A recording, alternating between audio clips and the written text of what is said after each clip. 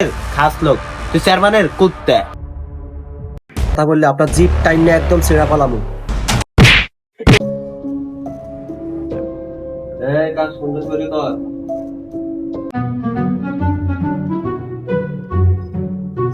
আসসালামু আলাইকুম মেম্বার সাহেব, কেমন আছেন? তো ওয়ালাইকুম আসসালাম। কি অবস্থা রফিক? আলহামদুলিল্লাহ ভালো আছি। কেমন আছো রফিক? আলহামদুলিল্লাহ, আপনাদের দোয়ায় আমি অনেক ভালো আছি আর আল্লাহর অশেষ রহমতে। আপনার জন্য চেয়ারম্যান সাহেব ভিতরে অপেক্ষা করতেছি। দেখতে দেখতে এই বাড়িতে তো 20টা বছরে কাটাইলা রফিক। তো তোমার মতো ইমানদার ব্যক্তি পাওয়া খুব কষ্টকর বিষয়। তোমার মতো ইমানদার ব্যক্তিকে 20,000 টাকা দিয়ে বেতন দিয়ে রাখলো, মালিকের লস হবে না। জি, সব আল্লাহ তাআলার অশেষ রহমত আর আপনাদের দোয়ার বরকতে আলহামদুলিল্লাহ। যান, আপনি ভিতরে যান, নিচে না। কাকা, দরকার পড়লে আপনি সুস্থ হয়ে আসেন, আপনার দিক দিয়ে আপনি সামলাইলেন। এখন আপনি ঘোষণা দিয়ে দেন, তাহলে আমি সবগুলো সামলাই নিব। বাবা বক্কর, তুমি তো জানো তোমার চাচি আমাকে ছুঁয়ে চলে গেছে। চাচা থুন তো, আমাদের চাচি অনেক ভালো ছিল, আল্লাহ আশা করি অনেক ভালোই রাখছে চাচা। আপনি চাচির লয়ে চিন্তা করেন না চাচা। বাবা রে, আমি এইসব চেয়ারম্যান নিয়ে চিন্তা করি না। 17 বছর চেয়ারম্যান ছিলাম, এর আগে 2 টার্ম মেম্বার ছিলাম, কিন্তু মনে কষ্ট একটাই, মেয়েটা 21 বছরে পা দিল, এখনো তো বিয়ে দিতে পারলাম না। কাকা, আপনি একদম একটা মনের কথা কইছেন। আপনি রোকের বিয়ে নিয়ে ভাবিয়েন না। বাবা বক্কর, তুমি আমার মেয়ের জন্য একটা উপযুক্ত ছেলের ব্যবস্থা করে দাও। চাচা, ছেলে আছে তো সামনে, ছেলে আবার খোঁজার দরকার কি? ভালো উপযুক্ত ছেলে আছে না সামনে চাচা? কি কও বাবা, ছেলেটা কে? রুমে সামসা রাখলে তো পার্সোনাল কথা বলা যায় না। রফিক, একটু বাইরে যাও তো। আসলে চাচা হয়েছে কি, চাকর টাকরের সামনে পার্সোনাল কথা না বলাই ভালো। জমি জমির টাকা এগুলা তো বলা ভালো না চাচা। কামের কথা কও বক্কর। পাত্রকে কি নাম তার, কি করে সে?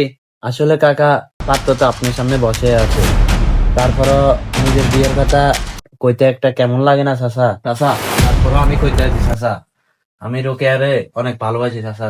রোকেয়ারে ছাড়া আমি বাঁচবো না চাচা। চাচা, রোকেয়ারে কোনো টাইম কষ্ট দিব না চাচা। রোকেয়া আমাকে বিয়ে দিয়ে দেবেন চাচা। রফিক, আপনি রোকেয়া ডাকতেছেন কেন? এখনই টের পাবি। আরে তার দরকার নাই। রফিক, 2 একটা আটকে দিয়ে। রফিক, জি হুজুর। এর গেলে তুই গসাই 2টা সবার দে।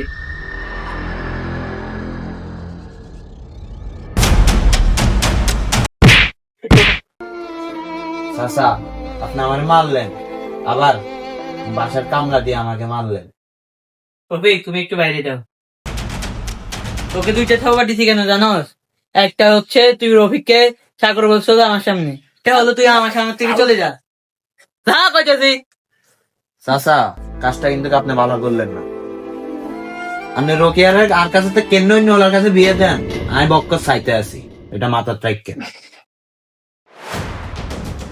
বক্কর ভাই, উল্টোটি হইলে ক্ষমা করে দিয়েন, আবার আসিয়েন। আসসালামু আলাইকুম।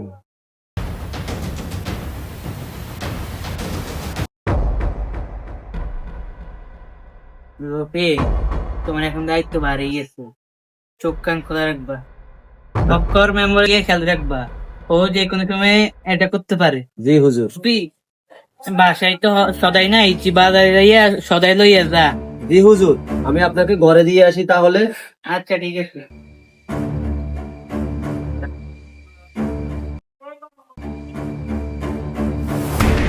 আসসালামু আলাইকুম মেম্বার সাহেব। রফিক, তোর হাতে অনেক জোর আছে রে, তোর 2 হাত আমার লাগবে রে রফিক। এই গোলামের হাত দিয়ে আপনি কি করবেন মেম্বার সাহেব? কিরে পাগল, তোর যে আমি টাকা দিয়ে কিনতে চাই, সারাদিন তো আলম চেয়ারম্যানের গোলামি করলি, বিনিময়ে কি পাইছ? তোর তো একটা ঘরও নাই। ঘরটাই তো আমার ঘর, আমি এটাই মনে করি। আমার আর ঘরের প্রয়োজন নেই।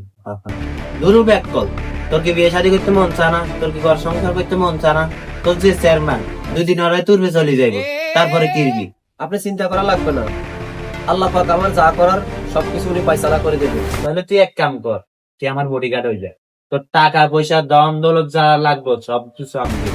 আপনার টাকা আমার লাগবে না, আপনার ওই হারাম টাকা আমার প্রয়োজন নাই। আপনার সুদের টাকা, মদের টাকা, জুয়ার টাকা, এগুলো আমার প্রয়োজন নাই। আহাহা। আরে তোর তো আমি বোকা মনে করছি, তুই তো চেয়ারম্যানের খাস লোক, তুই চেয়ারম্যানের কুত্তা। মুখ সামলায় কথা কইবেন মেম্বার সাহেব।